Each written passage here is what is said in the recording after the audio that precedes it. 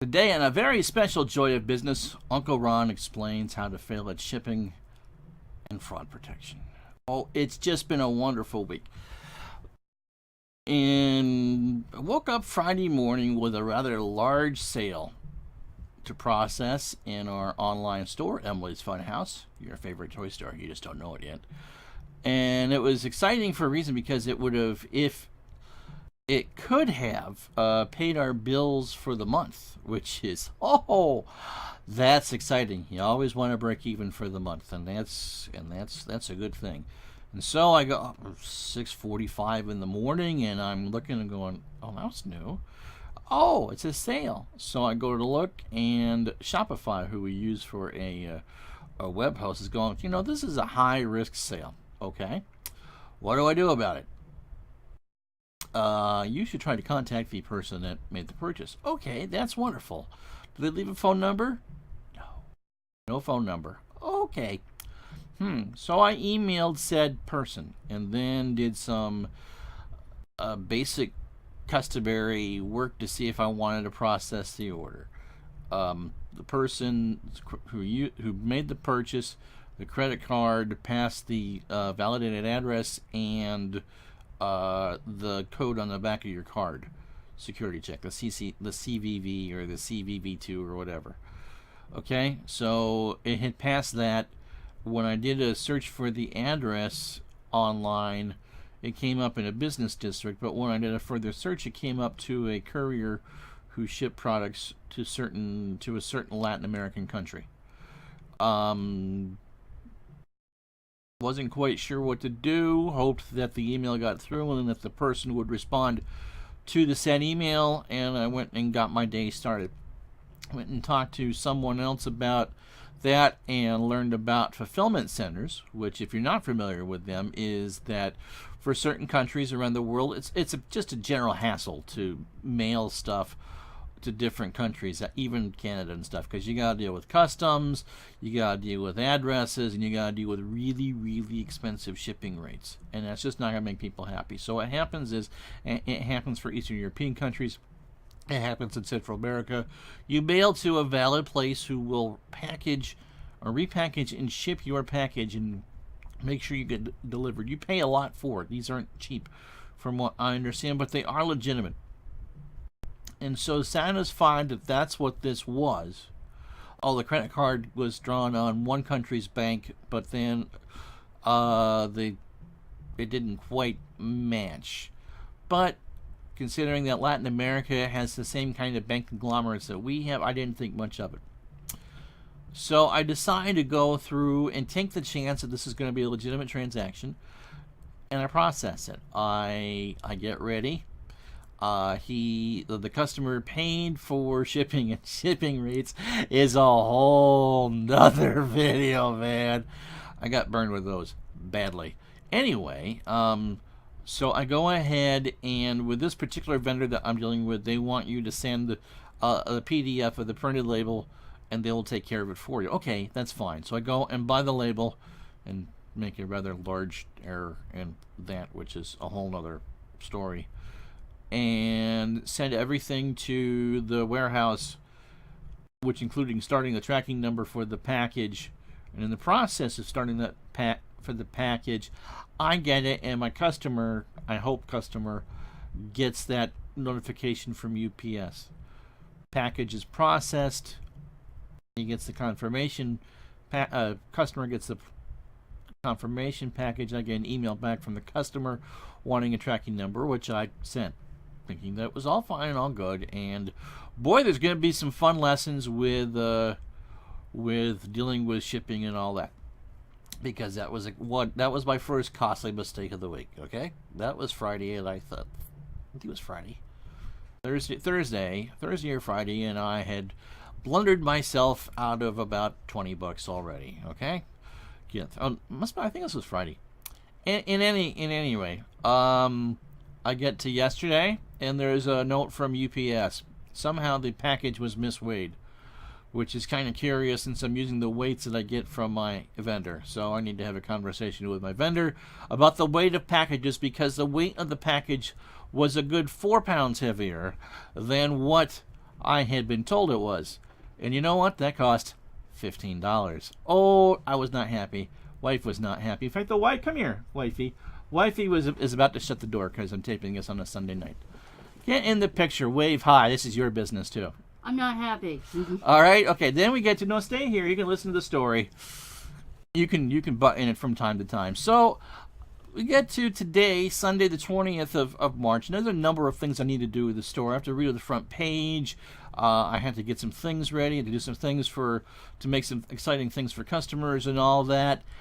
And on the home page in your Shopify store, you get the big things right on the top: sales and visitors, and those were good, and a couple of things that are trending, which give you something to read, and then what's being searched for, and blah, blah, blah, blah, blah.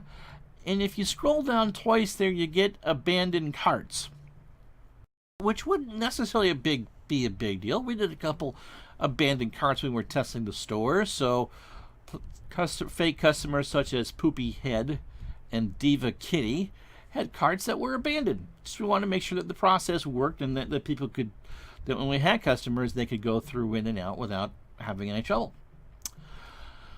Well, as I had sent the package out, I had taken the calculated risk that this was going to be good, and whatever misgivings I had, yes, there probably was lots of reasons not to do it, but being the good business person that I thought I was, I went through and said, there's plenty of reasons not to do this, and there's plenty of reasons to do this. And so I'll take the chance of doing the right thing, and that this customer is legitimate. So this afternoon about 2 o'clock, much to my shock and horror, the customer returned later on Friday morning. It was Friday when this all happened. And made a rather large order, which did not clear. The credit card did not clear. If I had known about said order, I would never have processed the first order, because that right there tells me the customer knew. It's a he. Yes, it's a he. I think knew that they could get one through, and now we're trying to get as much as they possibly could through the card. That's what that tells me. Shipped to this thing that will take 3 or 4 weeks to get there.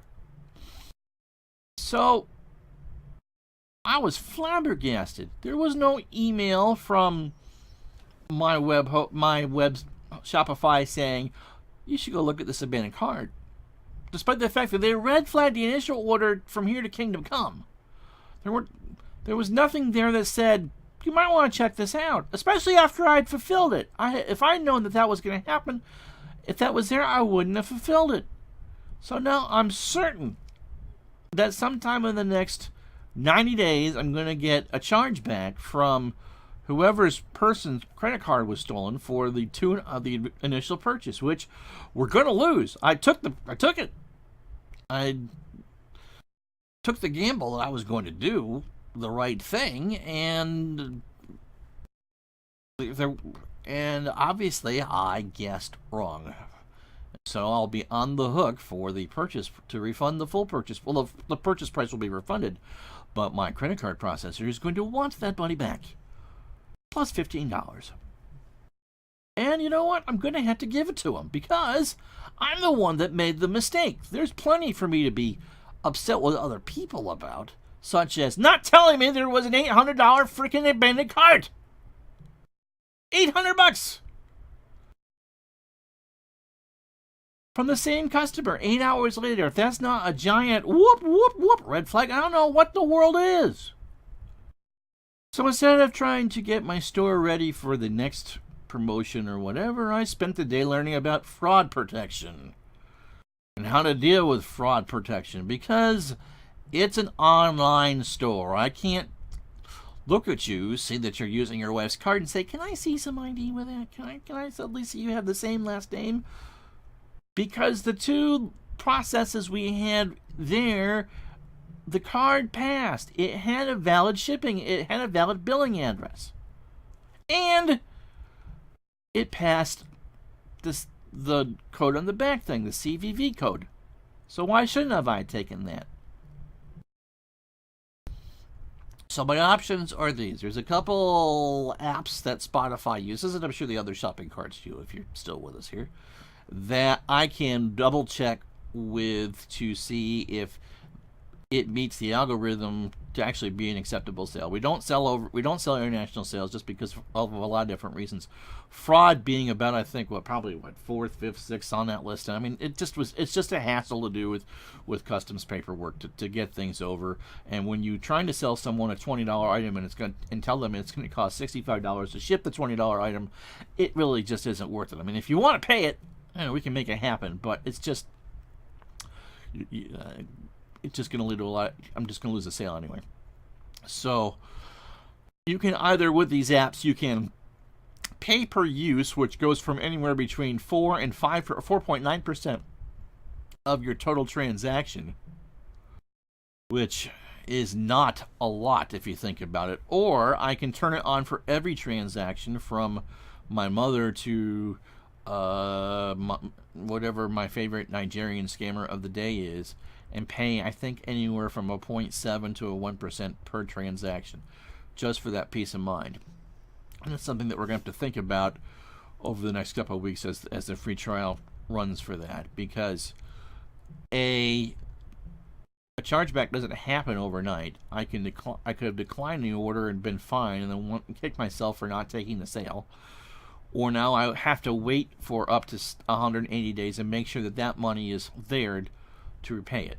Because if it's my fault, and certainly in this case it is my fault, that it's going to come due, and whoever had their card stolen, if it's a case of this, needs to get their money back. And of course, even though it was authorized and passed, that's the way it works. The bank will reimburse, and then it's your job to reimburse the bank. It's called a chargeback, and it sucks.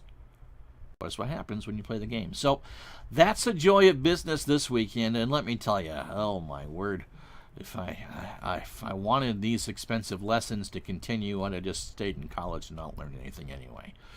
So the next time, hopefully we'll actually get to talk about some positive things about marketing and all that. But for now, it's Uncle Ron, and that's the joy of business. Until then, we'll talk to you the next time.